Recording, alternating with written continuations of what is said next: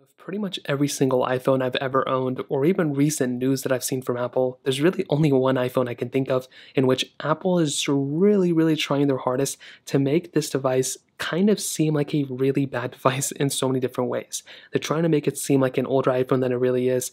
And honestly, I think Apple hates the fact that they made such a great iPhone back in 2017 that it holds up so well even in this day and age. And I'm talking about the iPhone 10, obviously.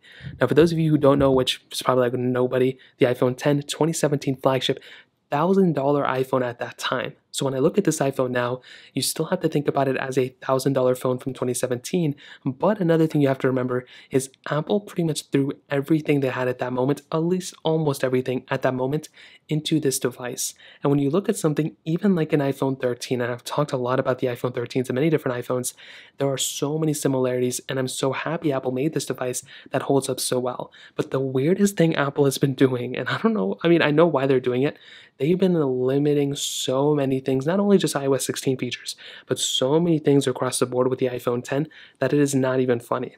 I want to start off with the Face ID. Actually, I want to start off with iOS 15. That little feature with live text, I feel like could have easily been supported here. There were a ton of people who even claimed that live text could have, was almost on their iPhone, like with their iPhone 6S, they were seeing it, but then it got removed. Then it was the tap to pay feature. That specific feature where we can go ahead and tap to pay using an iPhone, that is not available on the iPhone 10. And then there was the Face ID repair option. If you remember, Apple basically found a way to go ahead and repair Face ID without having to go ahead and take apart the whole entire iPhone or something like that. I don't remember what it was, but essentially at first the iPhone 10 was not supported with it, made absolutely no sense. And then after a little bit of time, Apple went ahead and said, "Oh, the iPhone 10 is now supported." So that is everything before iOS 16, and then iOS 16 ended up coming out, and that in and of itself is its whole separate story. Right now, iOS 16, I will say, has actually been getting better and better. We're on iOS 16 beta whatever right now, and I do think it's a pretty decent software. Unfortunately for us, Apple, just like what they did with a lot of other devices, they went ahead and limited the software version. I don't know why they did this. The iPhone 10 got stripped down with all the features that it could have gotten, and I feel like they could have been supported. Now, there's only really one reason why Apple wanted to do this, and guess what it is? It's because they want people to feel like the iPhone 10 is a very outdated phone. I feel like Apple kind of knew that they outdid themselves with this specific iPhone, and maybe they should have made the notch a little bit bigger, maybe they should have added a little bit of a bigger chin, maybe they should have put a plastic back on this iPhone.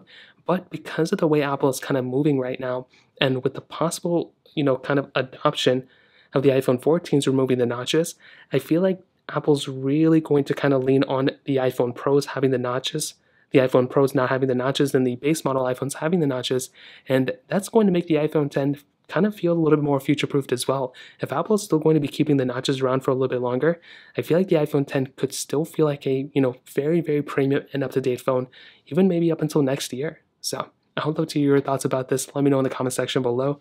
Hit the like button, that would mean so much, but definitely hit that subscribe button. More importantly than everything else, I love every single one of you guys.